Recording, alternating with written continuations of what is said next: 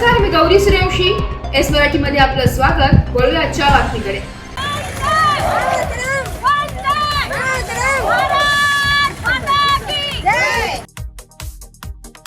बांगलादेशमधील हिंदूंवर जिहादी अत्याचार थांबवण्यासाठी नांदगावमध्ये मोर्चा काढण्यात आलाय. बांगलादेशाचा प्रतिकात्मक झेंडा जाळून सकल हिंदू समाज नांदगावच्या वतीने निषेध करण्यात आलाय. हिंदू धर्म हा मानवतेची शिकवण देतो, मात्र राजकीय कारणांसाठी बांगलादेशमध्ये हिंदू बांधवांवर मोठ्या प्रमाणात अत्याचार होत असून हे अत्याचार थांबवण्यासाठी भारत सरकारने तातडीने राजनैतिक हस्तक्षेप करून बांगलादेशमधील तमाम हिंदू बांधवांना दिलासा द्यावा व हिंदूंवरील अत्याचार तातडीने थांबवा अशी मागणी नाशिकच्या नांदगाव शहरातील सकल हिंदू समाजाच्या वतीने तहसीलदार सुनील सौदाणी यांना निवेदन देत करण्यात आली आहे. यावेळी जोरदार घोषणाबाजी करत शहरातून मोर्चा काढत हुतात्मा चौक येथे बांगलादेशचा प्रतिकात्मक झेंडा जाळण्यात आलाय. यावेळी शहरातील सकल हिंदू समाज बांधव न्याय यात्रेत मोठ्या संख्येने सहभागी झाले होते.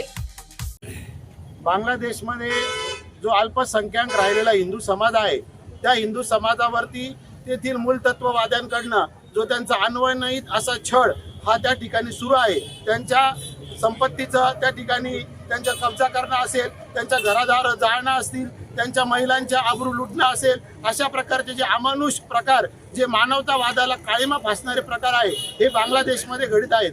आणि आज जागतिक मानवता दिन आहे. मानवतेच्या रक्षणाकरता संपूर्ण विश्व एकत्र झालेला असताना त्या ठिकाणी बांगलादेशमधील हिंदू बांधवांचा जो छळ सुरू आहे त्याचा निषेध व्यक्त करण्यासाठी आज समाजाचे लोक आज विचारत आहे. आणि हा आक्रोश हा इथं व्यक्त करण्याकरता आपण जमलेलो आहोत. तिथल्या बांगलादेशच्या बांधवांच्या पाठीमागे आपण खंबीरपणे या ठिकाणी उभे आहोत.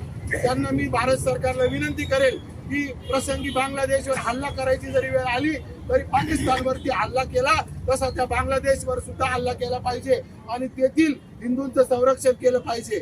नवे तेथील हिंदूंना भारतामध्ये जरी शरण द्यायची वेळ आली तर भारतामध्ये त्यांना वेगळ्या चांगल्या तऱ्हेने शरणागती दिली गेली पाहिजे. त्यांना सगळ्या सुख सुविधा या उपलब्ध करून दिल्या जायचे.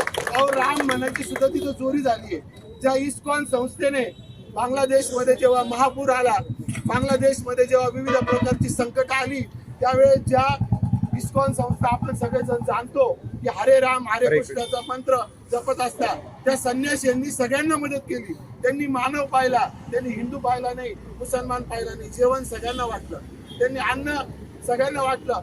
आणि ज्या वेळेस आज त्यांच्याच वरती त्या ठिकाणी हल्ला केला जातो आहे, साक्षात देवादेवतांच्या मूर्त्या या खंडित करून रोडवरती फेकल्या जात आहेत. मग दुर्गा देवीची मूर्ती असेल, जगन्नाथाची मूर्ती असेल, या नष्ट केल्या जात आहे. असं काय पातक तिथल्या हिंदूंनी केलेलं आहे? तिथला हिंदू हा राष्ट्रवादी आहे, तो बांगलादेशाला मानणार आहे आणि भारत आणि बांगलादेश हे कायम मित्र राहिलेले आहे. अशा अवस्थेमध्ये कोणीतरी षडयंत्र करून या दोन्ही देशाचं जे सौहार्द आहे हे मिटवण्याचा या ठिकाणी प्रयत्न आंतरराष्ट्रीय शक्तींकडनं केला जातोय की काय, असा सुद्धा सवाल या ठिकाणी निर्माण झालेला आहे. म्हणून मला एवढंच म्हणावंसं वाटतं की आपण सर्वांनी आपल्या बांगलादेशच्या हिंदू बांधवांकरता या ठिकाणी आक्रोश केला. खऱ्या अर्थाने इतर सर्व जाती धर्माचे लोक या आक्रोशामध्ये जर सामील झाले असते तर या ठिकाणी अधिक आनंद हा आपल्याला वाटला असता. आज 10 डिसेंबर 2024 मानवाधिकार दिन म्हणून पाळला जातोय. सर्वत्र अशा प्रकारचे मोर्चे काढले जातात. बांगलादेशात आमच्यासारख्या आया बहिणींच्या आज आबरू लुटली जाते.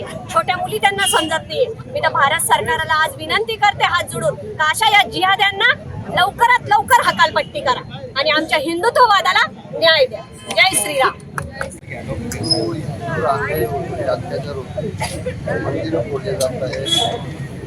अनेक प्रकारचे दूषण सुरू जात आहे. धर्माच्या आधारावर याबाबत आज काही सतत मोर्चा काढण्यात आलेला आहे. याचं निवेदन मी घेतलेलं आहे. आपल्या तीव्र भावना समजून त्या माननीय जिल्हाधिकारी साहेबांमार्फत शासनापर्यंत निश्चित पोहोचवल्या जाते. त्याची दिवाळी आणि आपण शांततेत मोर्चा काढल्याबद्दल आभार. एस मराठी न्यूज साठी प्रतिनिधी विजय बडोदे, नांदगाव. अशाच नवीन ताज्या घडामोडी जाणून घेण्यासाठी आमच्या एस मराठी न्यूज चॅनलला लाईक करा, शेअर करा, सबस्क्राईब करा आणि बेल आयकॉनला क्लिक करायला विसरू नका.